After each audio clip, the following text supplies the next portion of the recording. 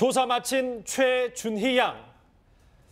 이렇게 되니까 외할머니 곁을 정말로 떠나게 될까요? 이 외할머니에게 폭행을 당했다고 주장해온 고 최진실 씨의 딸 최준희 양이 경찰 조사를 받은 것으로 확인이 됐습니다.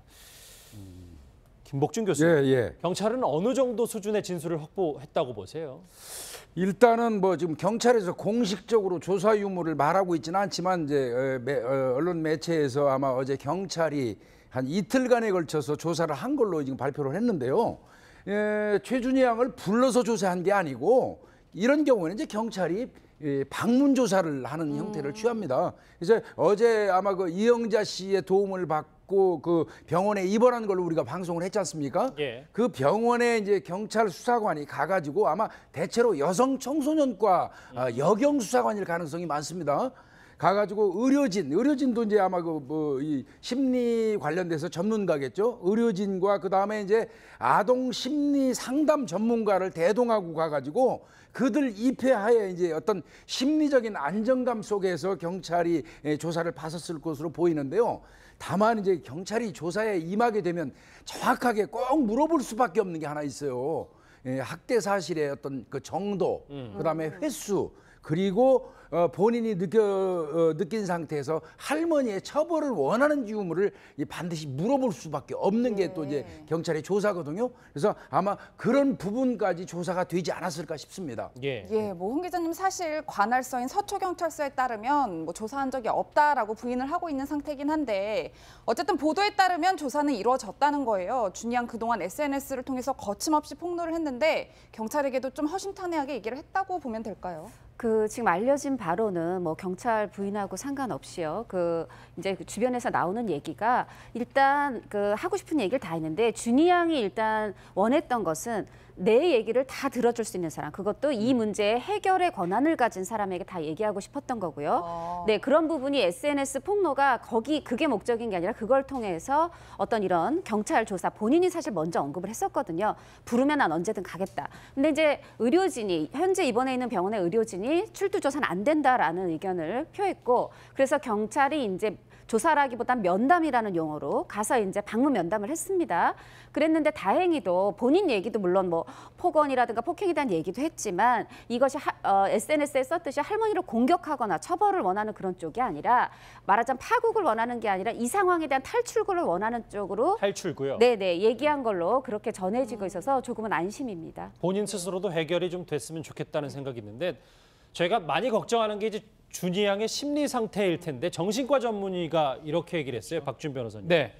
그러니까 사춘기로 보기에도 매우 위험하다. 단순 사춘기가 아니다. 이렇게 얘기를 했네요. 이 부분이 좀 핵심 포인트가 아닌가 싶습니다. 중학교 2학년이기 때문에 혹시라도 사춘기 소녀의 반항심이 아닌가 뭐 이런 얘기도 사실 있는데 전문의가 봤을 때는 SNS에 글을 올리는 빈도라든지 그 내용들을 봤을 때는 단순한 사춘기로 보기는 좀 어렵고 상당 우울증이라든지 이런 것들을 겪는 것으로 보이기 때문에 그래서 지금 이영자 씨 도움으로 병원에 입원도 돼 있고요. 경찰 조사 부분은 정확하게 하기는 안 되지만 아마도 조사라기보다는 준희 양이 하고 싶은 얘기를 좀 들어주는 상황이 아니었나 그러니까 보입니다. 면담 형식. 그렇죠. 면담 형식이고 옆에 어떤 의사라든지 전문가들이 아마 대동했을 가능성이 높고요. 준희 양이 본인의 얘기를 좀 많이 함으로써 풀 수 있는 것을 풀었지 않았을까 이렇게 추측이 됩니다. 글쎄, 조금씩 준희 양 말 맞다나 탈출구가 보이는 걸까요? 과거부터 준희 양을 지켜봐온 지인이 있습니다. 그 목소리 한번 집중해서 들어보시죠. 그쪽에서 일단 상담조사 선생님이 전담을 해가지고 당시에는 그 준이를 어떻게 케어할 수가 없는 상황이었고요. 학교에서만 준이를 보호하는 상황. 경찰분에게 물어봤더니 할머니가 오셔가지고 준이 양을 데리고 갔다. 그래서 경찰도 보호자한테 인지가 돼가지고 자기네 딱히 어떻게 할 수가 없다 이런 답변을 줬죠. 뭐 사실 준희 양이 지금 뭐 자해도 하고 자살 시도하고 굉장히 불안정한 상태인데 과거에도 그렇게 정서적으로 안정돼 있진 않았던 것 같아요. 네, 맞습니다. 뭐 저도 이제 지금 준희 양이 이모 할머니라고 부르는 쪽 얘기를 좀 취재를 해봤는데, 그러니까 실제로 입원 전에도 그러니까 할머니와 어떤 사춘기에 들었으면서 심리적 충돌이 있었을 때 뭐 고모 집에도 가서 머무르고 또 그 이모 할머니 집에 가서도 머물렀다는 거예요. 그리고 이제 좀 집에 돌아가기를 싫어했었고 이제 그런 부분들이 있었던 거 보면 과거로부터 분명히 그 심리적 불안이 있었던 것 같고요.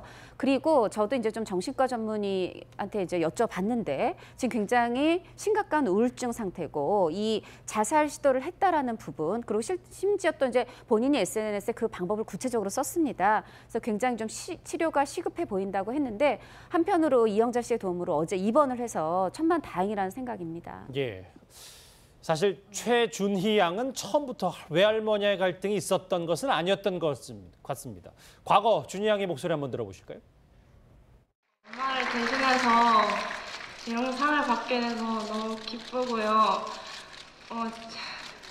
지금 주변에 고마운 사람들이 너무 많은데 열심히 키워주신 할머니 너무 고맙고요.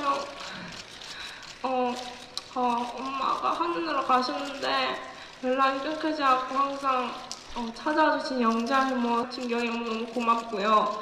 그 하늘에서 엄마랑 삼촌이랑 아빠가 저였으면 좋겠습니다. 홍 기자님, 이게 저 때만 하더라도 뭐 할머니, 외할머니가 본인을 잘 지금 키워줘서 감사하다는 얘기도 했는데 사실 아직 사람들이 잘 모르거든요. 도대체 언제부터 이 갈등이 시작됐는지를요. 그러니까 이제 본인 SNS에 따르면 저 상을 받을 때도 또 심지어는 지상파의 프로그램을 촬영할 때도 그 이제 좀 좋은 모습 본인도 노력하려고 하고 할머니하고 잘 지내는 모습이 비춰지긴 했지만 사실 그때 이미 갈등 상태였다는 게 최준희 양의 주장이에요. 근데 저도 이제 측근을 통해서 확인했을 때 이미 사실은 제가 들은 바로는 한 초등학교 4학년 그 이제 이모 할머니와 살다가 이모 할머니가 이제 더 이상 그 최준희 양을 그 집에서 돌보지 않고 따로 이제 본인 집으로 돌아간 뒤부터 그 최준희 양이 심리적 불안을 겪었다라는 그런 얘기를 들었고요. 그러니까 4년 전부터 그랬었는데. 네, 맞습니다. 그리고 본인의 주장도 그리고 또 아이들의 생각이라는 게 저 때 할머니에게 고마움을 표시하는 게 다 허구인 게 아니고 고마움도 분명히 있고 원망도 있고 좀 마음이 섞여 있는 거죠. 예, 뭐 박 변호사님 지금까지 뭐 갈등의 원인으로 알려진 게 사실 준희 양의 그 연예계 데뷔를 할머니가 굉장히 반대했다는 거잖아요. 뭐 이외에 또 알려진 사실이 있나요? 지금 이제 준희 양의 주장에 따르면 아버지하고 어머니가 이혼하게 된 계기도 뭐 할머니의 원인이 아닌가 뭐 그런 얘기를 또 하고 있고요. 예. 뭐 폭언이라든지 어떤 폭행 부분도 아마 얘기를 좀 하고 있는데 이런 부분들은 조사가 좀 돼야 될 부분을 보입니다. 준희 양의 이제 주장인데 본인만이 느꼈을 가능성도 있는 거고요. 객관적으로 정말 학대가 있었는지 뭐 어떤 행동이 있었는지 그런 부분들은 경찰 조사를 통해서 좀 밝혀질 부분이라고 보입니다. 박준 변호사님, 이게 만약에 뭐 오늘 면담을 했다가 지금 뭐 속보 비슷한 사회부의 보고가 올라와서 이제 자막으로 저희가 네. 확인을 하긴 할 텐데 그 뭐 자막이 올라오면 저희가 짚어보기로 하고요. 만약에 준희 양이 오늘 면담에서 본인의 주장을 다 얘기했고 경찰도 그걸 이제 수사 결과 믿는다면 외할머니도 처벌을 어느 정도 수준으로 받는 겁니다. 그래서 면담이라는 형식을 택한 겁니다. 면담이 뭐냐면 이렇게 조사식으로 이렇게 질문해서 혹시나 더 추궁하는 게 아니고 준희 양의 얘기를 다 들어주는 상황으로 했을 걸로 보입니다. 심리적으로 좀 불안하다 보니까 만약에 상습 폭행이라든지 폭언 부분도 있다 그러면 정서적 학대 행위가 될 여지가 있습니다. 정서적 학대 행위가 있다고 만약 판단이 된다면 아동복지법 위반이 되고요. 5년 이하의 징역 또는 3천만 원 이하의 벌금에 처해질 가능성도 있는데 그냥 준희 양의 주장만으로도 확인이 되는 게 아니고 준희 양뿐만 아니라 객관적 증거들이 확인이 돼야지 이제 처벌이 가능한 그런 상황입니다. 예. 뭐 이제 설명을 좀 해볼게요, 김복준 교수님. 예. 방금 전에 저희가 제 핸드폰을 좀 볼게요. 보고를 좀 받아서 오늘 오전 경찰이 안 했다는 게 아니고 면담의 네. 형식을 빌어서 최준희 양과 경찰이 만난 것 같아요. 근데 병원이 아니고 제3의 장소 저기 나오잖아요. 제3의 장소 그리고 2시간가량 진행했는데 사실 어떤 내용인지는 경찰이 뭐 일일이 다 답변할 수는 없다고 하는데 제3의 장소를 택한 이유는 뭐라고 보십니까? 그러니까 일단은 이제 경찰관서는 1차적으로 피하는 건 원칙이에요. 이런 그 정신적으로 심란한 경우에 경찰관서로 부르지 않는 건 지극히 당연하고요. 아마 그러면 병원도 피해서 병원 인근에 있는 어떤 제3의 장소 같은데요. 피상담자 그리고 이제 조사를 받는 사람이 심정적으로 안정적인 상태에서 진술을 할 수 있도록 그 잘 환경이 조성된 그런 장소를 선택했을 가능성이 많습니다. 예. 그런데 이제 조사 전 상담 혹은 면담이라고 이제 경찰관들도 얘기를 하는데요. 사실은 이제 뭐 말만 그렇게 하는 거지 결국은 이게 뭐 큰 의미에서는 전체 조사입니다. 조사로 봐야 되는 거고요. 이제 이 준희 양 같은 경우는 이제 제가 볼 때는 이게 만약에 이제 그 할머니하고의 관계에서 할머니의 어떤 학대 정도라고 인정이 되고 그 상태가 심각하다고 한다면 이 부분은 검사 직권으로 친권 제한 조치를 신청할 수도 있습니다. 친권 제한 조치. 예, 그래서 이제 그러면 다른 사람의 보호를 받을 개연성도 없지 않아 있고요. 근데 이제 대체로 이러한 경우는요, 두 사람이 양 당사자가 파국을 원치 않는다는 의사가 확실할 때는 사법기관이 개입을 하되 어떤 그 형사처벌을 하지 않은 방법이 딱 하나가 있어요. 그게 뭐냐면 아동 보호 사건 송치를 해버리는 겁니다. 이거는 전과라든지 처벌이 없어요. 아동 보호 사건 송치를 해가지고 이를테면 뭐 그냥 접근 금지 혹은 격리. 만약에 예. 준이 양의 사실이 맞아서 외할머니가 준이 양 근처에 접근하지 못하도록 예, 하는 뭐, 조치를 취할 수도 있다. 예, 격리, 그다음에 뭐 연락을 서로 무단으로 할 수 없도록 막아주는 조치, 뭐 더 나아가서는 친권의 일정 부분 제한 조치 이런 게 있거든요. 그래서 이렇게 양 당사자가 파국을 원치 않는다 그러면 아동보호 사건으로 송치해서 조치하는 게 맞지 않을까 싶습니다. 김 교수님, 그런데 좀 의문이 드는 점이 뭐냐면 학대 주장 사실 여부에 대해서 2시간이나 면담을 했는데 내부 논의가 필요하다고 경찰이 밝혔단 말이에요. 그럼 예. 2시간 동안 얘기를 들어보니 좀 애매하더라. 저희가 뭐 이렇게 받아들여도 되는 건가요? 이거는 경찰 입장에서 볼 때는 제가 어제도 말씀드렸지만 법대로 싹둑 잘라서 판단하기가 어려운 겁니다. 훈육과 학대의 어떤 경계선 지점에 있는 거예요. 예. 이 지금 사안 자체가. 경찰이 받아들이기. 경찰이 볼 때는 그냥 법대로 싹둑 자른다면 한 대를 꽃으로도 애들 때리면 안 되잖아요. 예. 한 대를 때렸어도 그 때린 거는 학대가 될 수 있어요. 폭행이 법대로라면. 예. 그렇지만 그 뭐 한 대를 때려줬거나 뭐 했던 행위가 어떤 그 마음 상태에서 어떤 환경에서 한 건지 할머니 입장에서 손녀한테 이런 것 등등도 사실 헤아려야 되거든요. 그래서 훈육과 어떤 학대의 경계 지점에 있는 게 아닌가 싶습니다. 정리를 좀 해볼게요. 저희 첫 번째 주제를 화면 보시면 저 말대로 조사는 그러니까 뭐 단어 선택을 좀 바꾸면 면담은 마쳤습니다. 2시간 가까이 제3의 장소에서 진행을 했는데 내부 논의를 거쳐서 어느 정도 수준, 어느 정도까지 최준희 양의 말을 믿어야 될 것인 경찰이 좀 조율하고 나중에 언론을 통해 공개를 하겠죠. 그럼 저 밑에 줄 얘기를 해볼게요. 박준 변호사. 네. 후견인 변경, 물론 경찰의 조사 결과가 나와야 되겠지만 후견인 변경도 가능한 겁니까? 지금 사실은 미성년자가 직접 후견인 변경을 신청할 수도 있습니다. 법상으로는. 원래는 이제 어머니, 아버지, 친권자가 원래는 있다면 이제 그 사람이 법정 대리인이 되는데 없다면 후견인이 지정이 되고 후견인이 친권을 대행하는데 지금 할머니가 아마 친권자로 되어 있습니다. 예. 그 상황이라면 미성년자라든지 이해관계인, 검사 이런 사람들이 친권자 아니면 후견인 변경 신청이 가능하고요.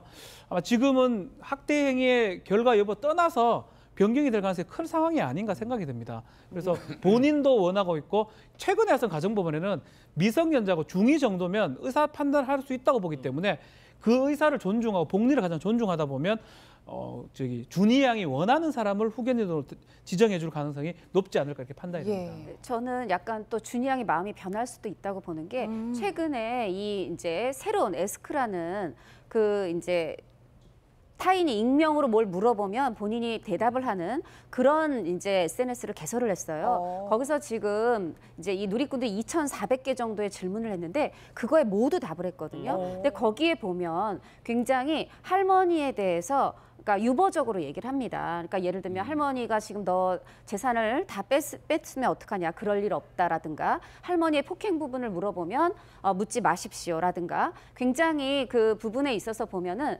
지금 오늘 그 들려지는 이 면담의 내용이 파국은 원하지 않는다, 탈출구를 찾고 있다라는 것과 좀 일맥상통한다고 생각이 들고요.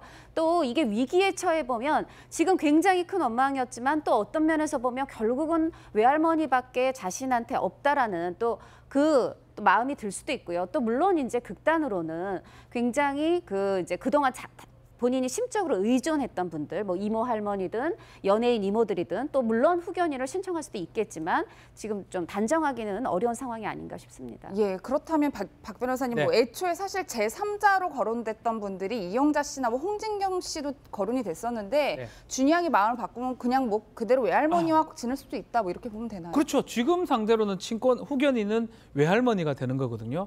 그렇기 때문에 당장은 이렇게 바뀔 가능성은 없고요. 여러 가지 절차가 필요할 겁니다. 형사 사건이 개시가 돼가지고 예를 들어서 학대 행위가 문제가 돼서 우리 김복준 의원님이 지적한 것처럼 검사가 친권을 제한한다 그러면 제한됐을 때부터 후견인이 다시 선임이 돼야 되고 그 과정에서 바뀔 가능성이 있지만 당장은 아직 바뀔 염려는 없고 지금 좀 보류했다는 걸 봤을 때는 확실히 형사사건이 될지 안 될지가 좀 의문이 드는 상황이 아닌가 이 생각이 좀 듭니다. 예, 홍 기자님.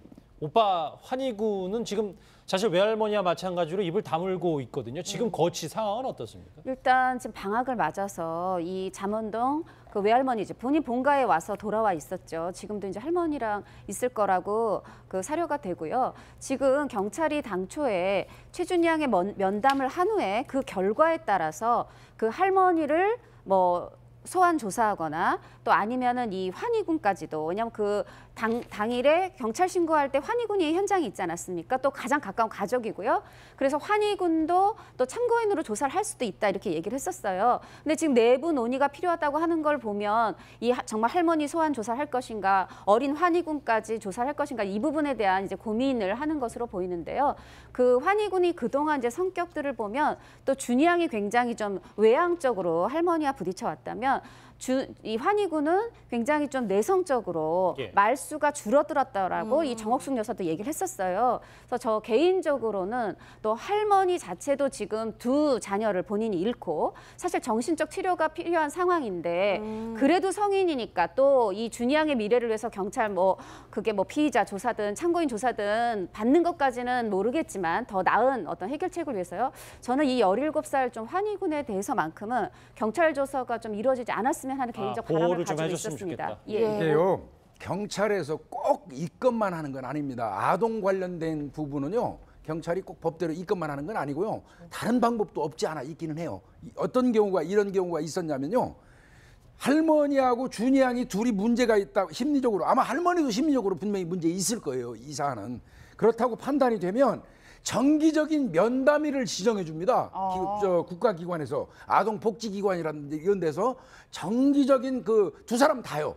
두 사람 다 정기적인 면담일을 지정해 주고 그 사람들이 가서 면담을 받게 하고 해가지고 이 관찰하는 시스템으로 이 치유를 하는 과정도 있거든요. 그래서 여러 가지 다양한 방법이 있습니다. 다치지 않는 범위 내에서.